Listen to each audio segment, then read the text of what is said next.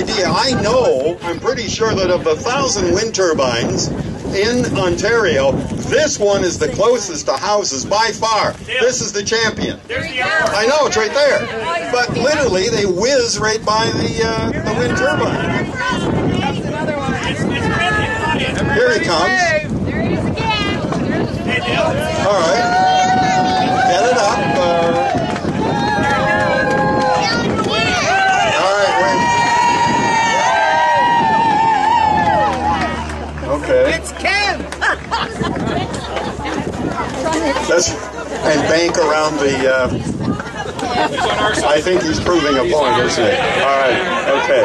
It's time now to hear from another hardworking municipal official who's been giving the government as much grief as possible, and that's Mark Davis. He's the Deputy Mayor of Elderslie. Where is he? Oh, he's behind me. Thanks very much, Dale. Ladies and gentlemen, first things first, to those who organized today's event, thank you very much. And to those who came to today's event, thank you very much. It's great. For those of us that have been fighting this for, I've lost track of time, 3 years, 4 years, it is great to see fresh blood, good ideas. The CAW people are coming to our multi-municipal meetings, and they're a real asset to us, and we're glad to have them there. The whole process, like Luke said, I don't think you can tell Dalton anything. He's signed a deal with the devil, and that's the way it's going to be. But we just have to keep up the fight. I don't call these things industrial wind turbines. I consider them monuments to government stupidity. But I think we have enough of them now.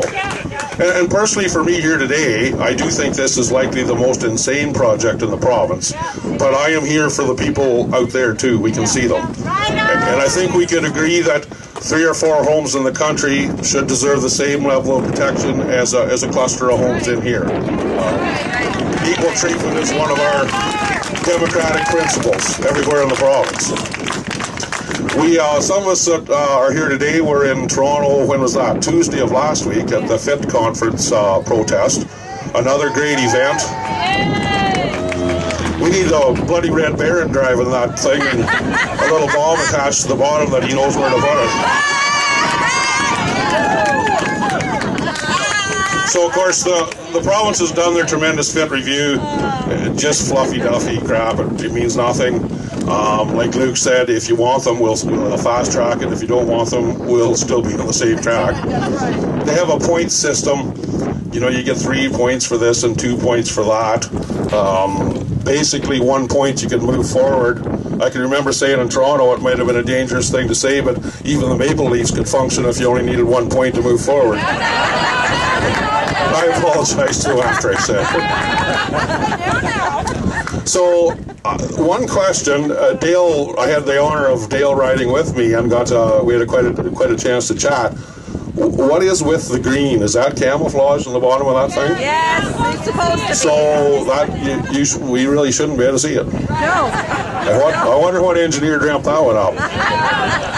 We have an old saying that when our engineers come there in Elderslie that 1,000 engineers built the Titanic and a farm boy built the Ark. And never sight of that. So when they start talking over our heads with their terms, we bring them right back down to ground zero there. So in closing, I'd just like to say, great to see everyone out. It's not the end, but I'll tell you our numbers are growing. Though I can certainly see those, 5 years ago, quite a percentage of the people here would have said green energy, good stuff. And you had to do your homework and you had to learn. I always say there's 2 reasons to be in favor of these things. You're either going to profit from them or you have not done your homework. Right. That's right. Once you do your homework, it becomes pretty obvious. I have a call at least once or twice a week, guys that work at Bruce Nuclear. Here we are venting steam to shake steam so these things can turn every now and then. Or, at Niagara Falls, we're dumping water so these things can run. Like, if you had told me 5 years ago government could be this stupid, I would have argued with you, but I never will again. I never will again. So in closing, thanks for everyone for being here. And remember, this is your Saugeen Shores, and this is your province of Ontario. Let's take it back.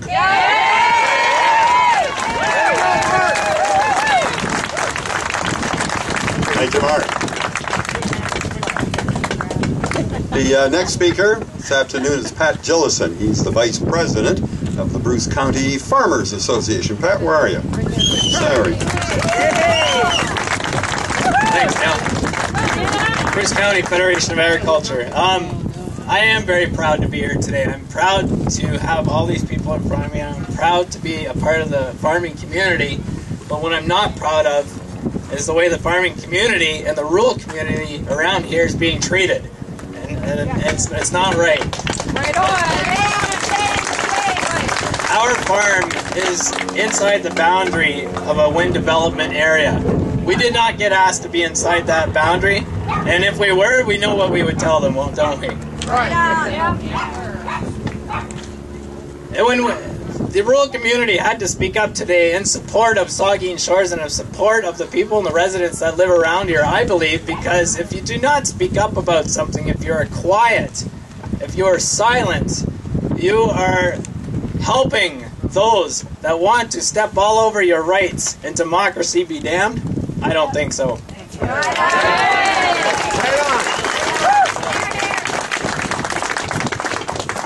Desmond Tutu said, if an elephant's standing on the tail of a mouse, the mouse would be pretty ticked off if the guy standing next to him didn't say a word.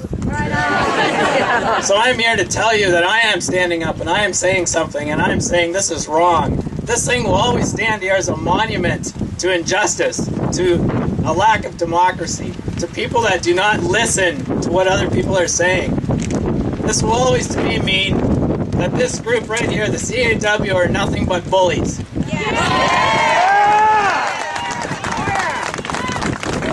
I have my daughter here today. She's 3 years old. My son here, Noah, over by his opa over there. He goes to school right over here in Saugeen Central. And when I asked him, what do you do when a bully is bothering you? What do your teachers tell you? What do the people in charge tell you to do? And he said, we speak up. So I'm speaking up, and I'm glad the rest of the rural community here today from Saugeen Shores has spoken up, and I encourage everybody to carry on. Thank you. Thank you.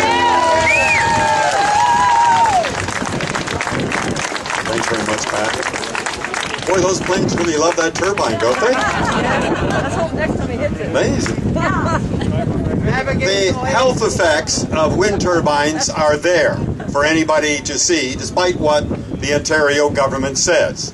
A great many people across Ontario have lived with those health effects, have been forced out of their homes, have become ill.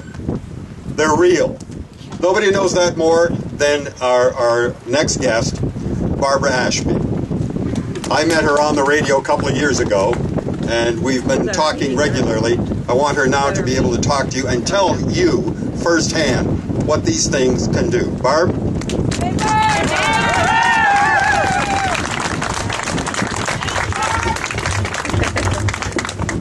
I always write down what I'm saying, otherwise I go off on tangents. Thank you, everyone, for coming here. As these crowds get larger, I know the education is growing, and we can see that happening, which is great. There are 136 documented victims that have responded to a community-based health survey that was initiated in 2009 by tireless volunteers Carmen Krob and Laura Gillis. The survey was meant to capture the river of information that our government was ignoring by giving a voluntary reporting channel for victims.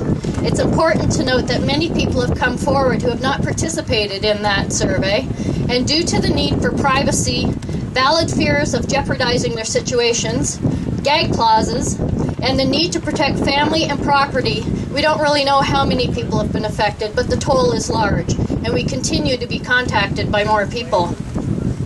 This energy policy has touched everyone in one way or another, and the majority of it, as we all know, is not good. We had no option but to leave our home, and we recognize we're luckier than most. Many continue to suffer, trapped in their toxic homes or living in safe houses, severely stressing their families and finances. In communicating our situation with government officials and staff at the Ministry of Environment, we were, like so many others, told we were the only ones complaining. We were given misleading information of noise levels, and we were many times simply lied to. The McGuinty government is out of touch with the real world, and if he needs consultants to look at his energy policy, I suggest he start in rural Ontario, where we have had to become the experts. There is stark contrast between being told what to do and actually doing the research. I have a letter to share with you today. This gentleman was one of the earliest advocates for resolution to the adverse health issues. He has not quit working on behalf of the victims in Ontario. Dr. Robert McMurtry, esteemed physician and recipient of the Order of Canada, was unable to attend today but sent this message through to Karen. He's been helping the victims from the beginning. He listened to the affected families and he believed what they were telling him. He and other health professionals, engineers, legal experts, and so many talented people behind the scenes have put their lives on hold to bring justice to a severely flawed policy that is harming rural Ontario in unprecedented ways. I must note that many of us have requested meetings with our trusted health officials and ministry leaders who actually have the power to flip the switch and start fixing this mess, but they won't grant us a meeting. One can only suspect if they did make that move and actually see us all face to face, then their continued need to deny would be in jeopardy. I'll now read Dr. McMurtry's letter. To the attendees of